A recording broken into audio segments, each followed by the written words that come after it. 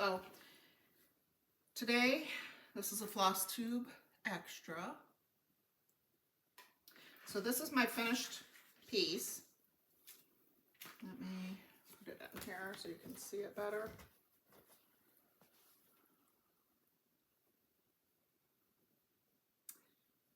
I was going to add the sheep buttons at the corners, and I decided it would be too much with 4 of them. So I decided, because I have them, to put 2 of them on the bottom. For decorating, the rule is usually in odd numbers, but I think it looks okay with 2. All right, I was going to put rickrack around it, but this rickrack, I don't know where I got it from, but this rickrack would match really nicely, but I just think there's a lot going on in here because I've got the knitting needles and the buttons and these buttons. I just think it's a lot. So I'm not going to use the rickrack, I've decided. The sheep buttons are from Trinkles. Let me get this up and you can see the website there. This one I think came with 4, so it's the 2 that I used. It was $16. I bought it at a wool show, and they do have a bigger size. You can do a comparison in size. And these were $9 for 2. So you might be able to get a smaller pack of this size, I'm not sure. I've had them for quite a while. Okay, so the black buttons I just pulled from my button stash. And then the knitting needles, those are from the B Company. Reference number is TB35. It's right there. And it had the knitting needles. There was a couple more on it. I think there was a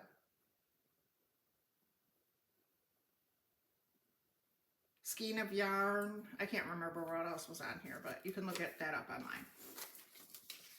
Okay, so this project I plan on putting on this basket that I made. My husband stained it for me.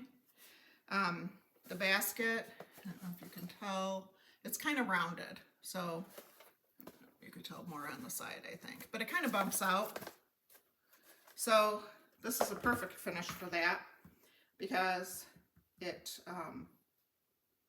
is going to be loose. I'm not going to put it on any kind of foam board or anything. I'm just going to make like a panel. Okay, so I have chosen to use this for the backing, and I think trying to decide if I want to put a piece of batting in here. I think I'm not going to. I think I'm just going to have the front and the back because I don't want it really to puff out from the basket and catch on things because the knitting needles are only sewed in those 2 holes, so they're kind of loose. So I think I'm just going to do the fabric. Okay, so next we're going to decide on the size I want to make it. So I've used my ruler and I'm measuring from leg to leg, and from leg to leg it is 8.5 inches. So I'm going to say if I did, right now this is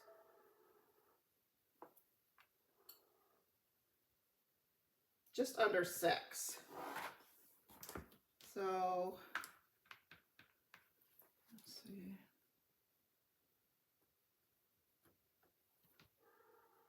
Six and a half looks kind of good. Let's see what the measurement is here. And that's just under 6 also. So I'm thinking if I did it 7.5 inches, 6.5 inches,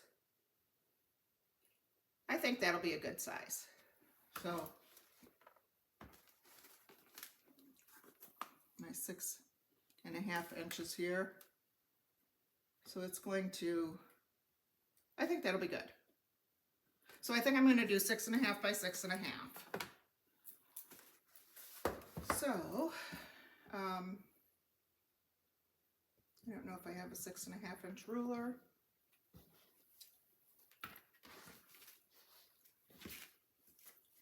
Let's see, without a ruler. I did that.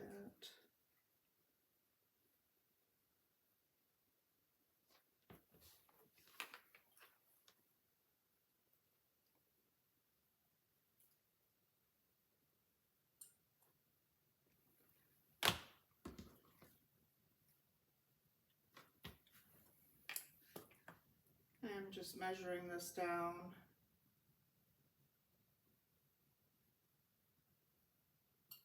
Okay, that looks pretty good. So what I'm going to do, this fabric, I got it at Cecilia's Samplers. It's 28 count sage. Okay, so I really like the color. So I want to leave an inch around it. I've got to come down a little bit more. I'm trying to line it up with this line on my mat, the 10-inch line. Okay, so now I can see that it's lined up. It looks pretty even. So I want mine to be 6.5 inches, so I'm going to cut it 7 because I'm going to use a 1/4 inch seam. That's Chloe. Again, I'm in the main part of the house. I don't even know where she's at. She's somewhere. Okay, so I want to cut it an inch away. So I'm going to call this line good. So I'm going to cut it on the 9-inch line.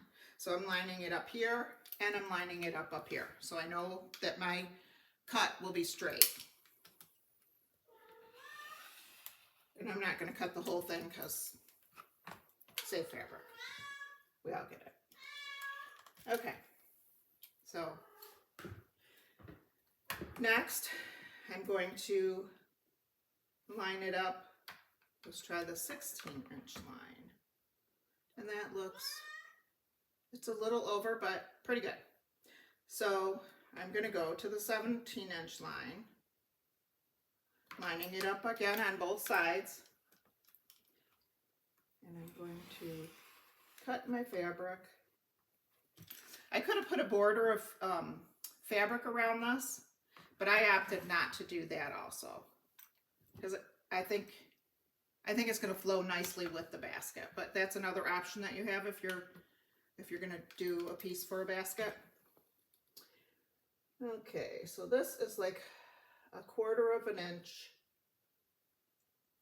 So it's at the 10 1/4 inch line. So I want to add an inch to it. So I'm going to cut it 11 1/4.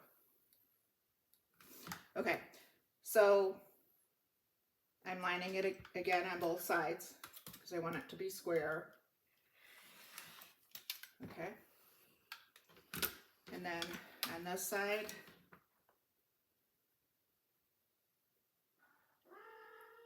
it is at the 1/2 inch line here. I could turn my fabric, but this is just easier. So it's at the 1/2 inch line. So I'm going to add an inch to that. So I'm going to go to the 4.5 inch line.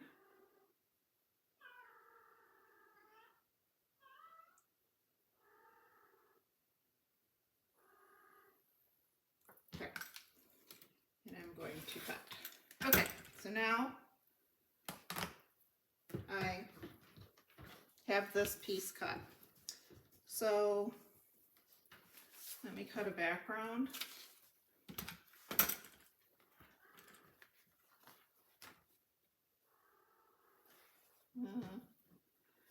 Let me press this really fast.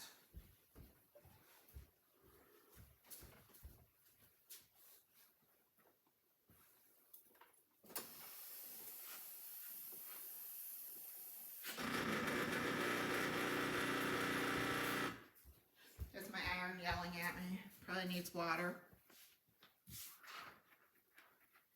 My husband just cleaned it out and filled it up. But okay, now this, because it's a checked fabric, so I want to try to line it up. You're not going to see it, but just I'd like it lined up.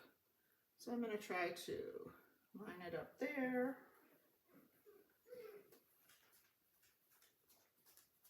Okay, so I feel like that's pretty good. So, sorry for the head. I'm going to pin it.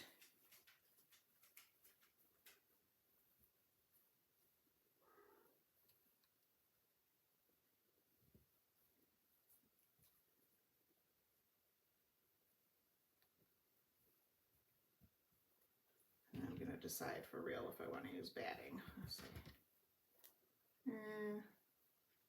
I might want to use a piece of batting. Let me grab my other basket that I did.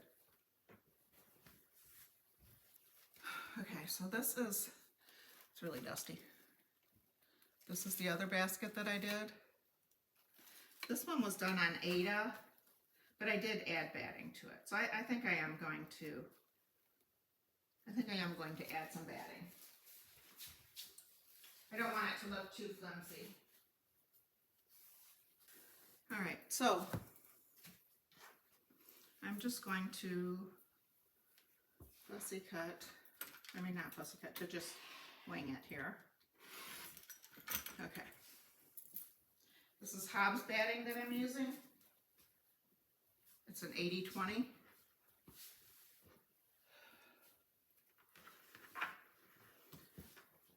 Okay, so I will just put it here.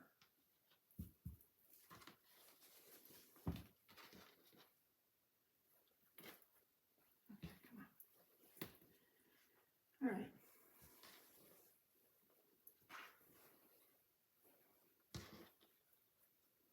I might have cut it short. Okay, let's see how we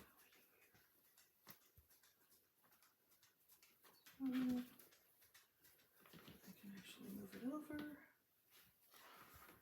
right, let me just be more helpful if I would cut this piece down. Let me do that. I'm going to cut this backing fabric down. I thought this fabric looked vintage. I just pulled it out of my stash.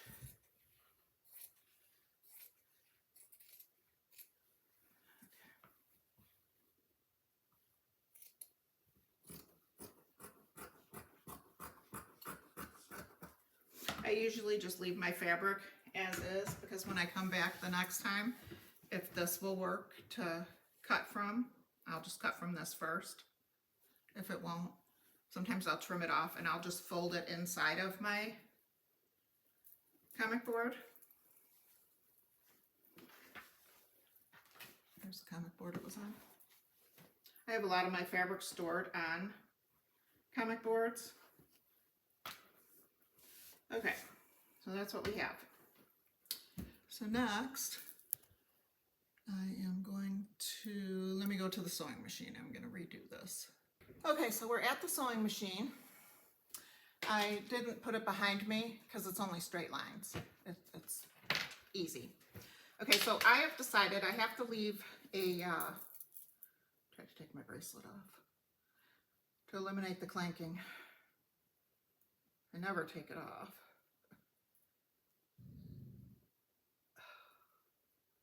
Maybe it doesn't want to come off. Oh, here.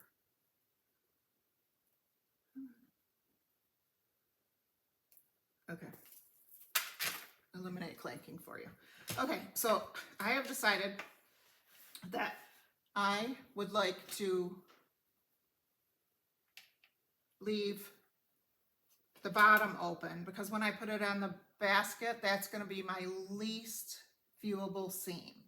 I'll be able to see each side and the top.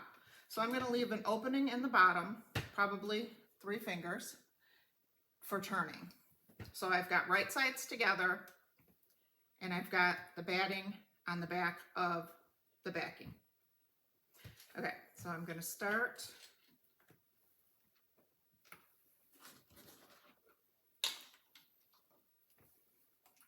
about here.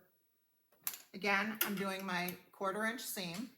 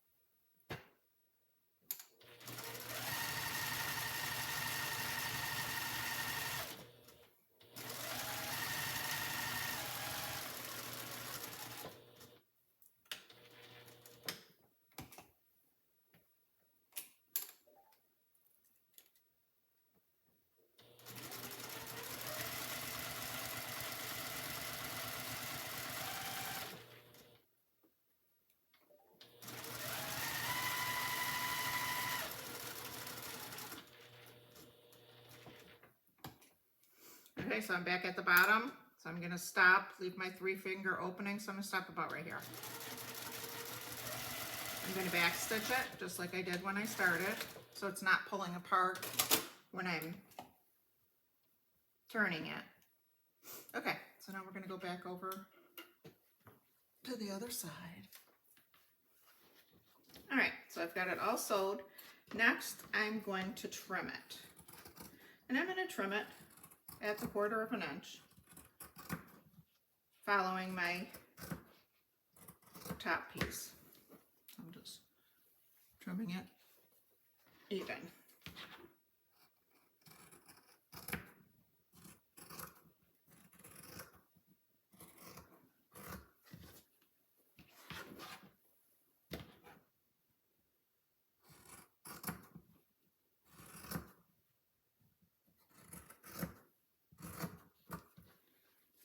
Okay, one thing that I do to make it easier on myself, I'll get about 1/2 inch away from my seam, and then I'm gonna let this fabric be longer, because it's really hard. It's really hard to turn a 1/4 inch fabric under, so I'd rather just have one of my fabrics at a 1/4 inch. So I'll be able to have more leeway with this fabric than I will with my stitched piece. Okay, so next I'm going to trim the corners off, not cutting the thread. I'm just gonna cut the corner off. So I'm gonna do that to all 4 corners.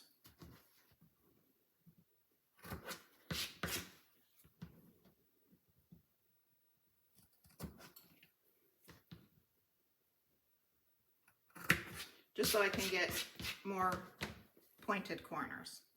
Okay, so now I'm going to turn the piece. My buttons make it a little bit harder. Okay, I've got one through, oh, they both came through. The knitting needles I have to be careful with because I don't want to break those. That was the only set of buttons I had like that. I think I got those buttons at Bittersweet Quilt Shop and Pin Conning. Okay, there's my needles. So if you're looking for those buttons, that would be where I got mine. They were $4.75 for those buttons.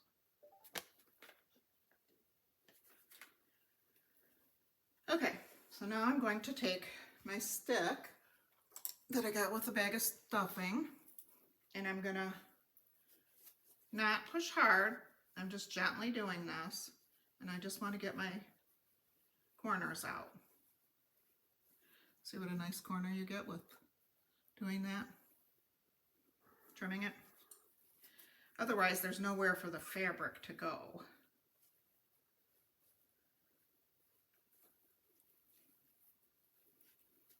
I like this fabric with it.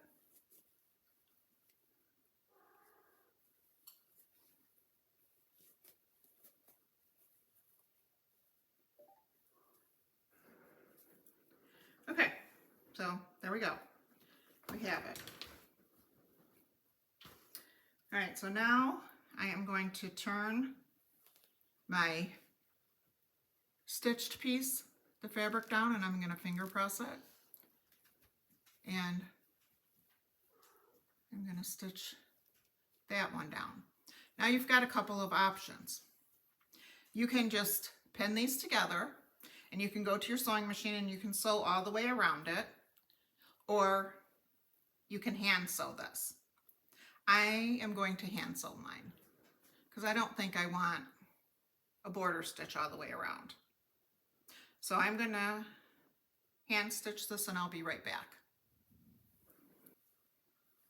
Okay, I wanted to come back. I neglected to tell you that I press it and I try to make sure that the seams are even there, so I'm not having one or the other fabric coming to the other side. And I wanted to show you how I stitched this. Okay, so I hid my knot inside, and then I'm doing one side a bite. So now I'm going to go to the background fabric. Can you see that? Okay, so I'm doing that. Now I'm going to go to my stitched piece and I'm going to grab a bite. So I'm just, can you see that? I'm just doing that. I'm just grabbing a bite. And then I want to go under this thread. I'm holding my hands up in the air. It's a little uncomfortable. Okay, so that's what I'm going to do. A bite from one side, a bite from the other. I don't like that stitch though. Okay. And then it's going to show the least. You could whip stitch it, which is just going in circles, but I've already put so much time into this. I want it to look nice. And I made the basket, so. And it only takes literally a couple minutes more to do this. And when I'm going to grab the next bit, I want to go where the stitch came out.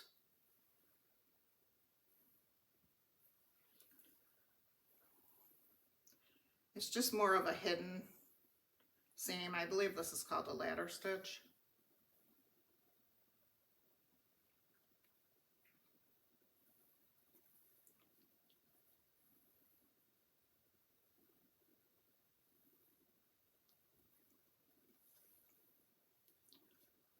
See how it's turning out? You can't really see it. It's better than a whip stitch. Okay, so I've got like another inch or so to do of this.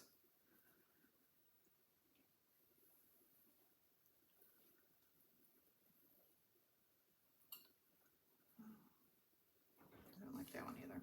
Okay, so I'm going to finish this up where I can sit down and concentrate on it, and then I will be right back. All right, so I've got mine all sewed. You can see there's my bottom, so you're not seeing, it's very neat, a neat finish. Okay, so next, I think I want to press it one more time by the lettering. It's hard to get in here because of all the buttons I used, but okay, so next is to decide how we want to hook it to the basket. Isn't that cute? Okay, so I want to have mine pretty even. And that looks pretty good. Okay, so I just basically tie mine to the basket. So if you notice, on this one, I used jute in all four corners. Another way is to put a button on each corner.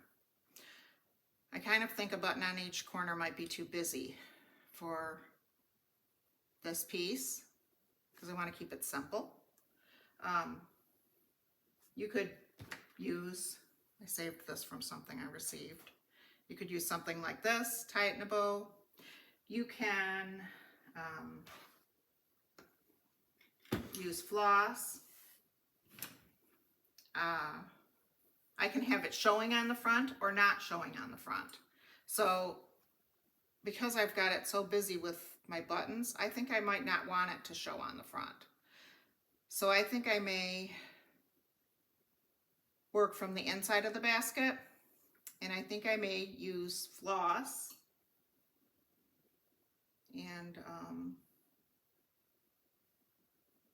just catch the back corners and pull it through to the inside and tie it. So that's all you'll see is some ties, and then I'll knot them so they won't come off. If I ever want to take it off, it'll just pull out of the back of my piece. So I think that's what I'm going to do. Okay, in order to show you, it's too hard. I've attached it to the basket. I have buttons on the inside, but it's too hard with my hands going in the basket and out. It's too hard to give you a clear view. So we're going to substitute. We're going to pretend that this cardstock is the basket, and these holes are on each side of a weave. Okay, so I centered it. I wound up going to the top of the basket. It's a little crooked, but it's the way it hooked. It doesn't look crooked on the bottom, just on the top. So we're going to pretend that this is the basket. So I am going to take pearl cotton. This is a number 8 pearl cotton, and it's Finca.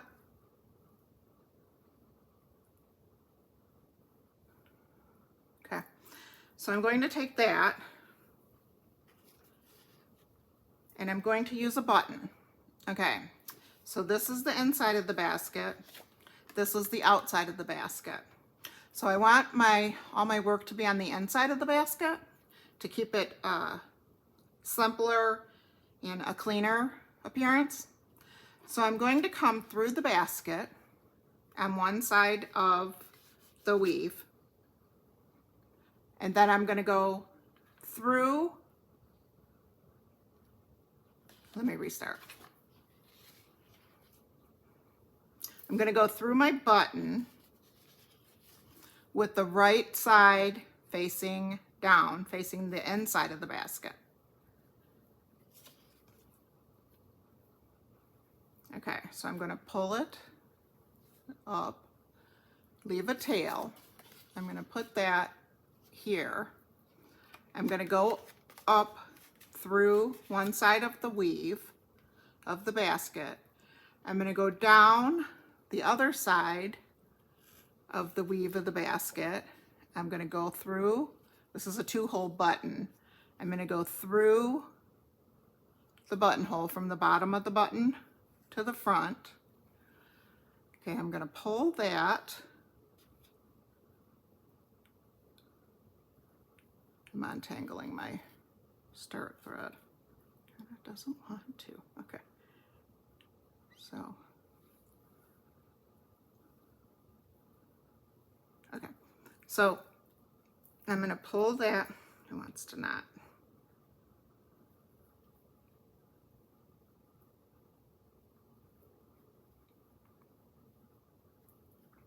Okay, so I have that. So I'm through. This is my back side. I've come up through each hole. So I went in one hole through the basket weave. I want to catch a piece of the corner of the back side of my stitched piece, just on the back of it. I just grab a bite, and then I'm going to go through the opposite hole and through the button. Now I like to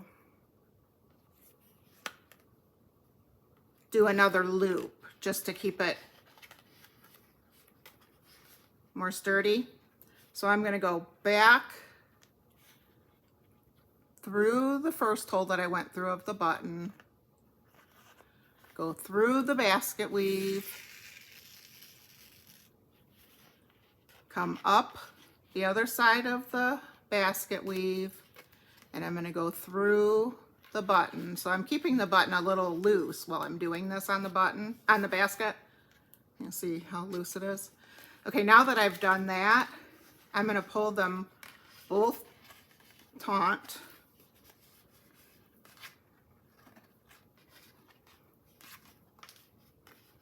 Okay, so I want to get the button where it's as tight as I can get it, and then I'm going to knot it.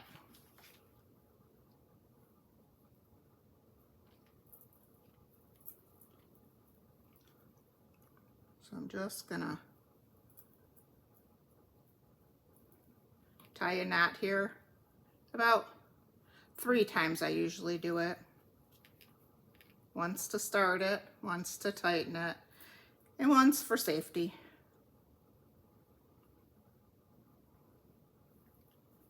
Okay, and then you can see how tight that is now.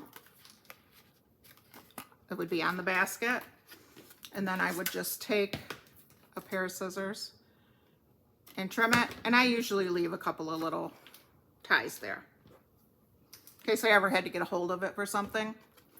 So let's see if I can get you to the inside of the basket, and you can see it's pretty tight. So again, I went through the button, through the weave of the basket here. I went back, grabbed a bite of fabric, went back through the basket and through the button. Then I did another loop just for security, to keep it secure, and then I tied it off. So I did that on all 4 corners to finish the basket. And this is my finish of it. So it's nice and neat on the basket. I don't have a lot of extra stuff since I put so much stuff on the basket. So that's my finish. I hope you enjoyed this tutorial. I hope you like and subscribe. And I will see you on my next floss tube. Thanks for watching. Bye.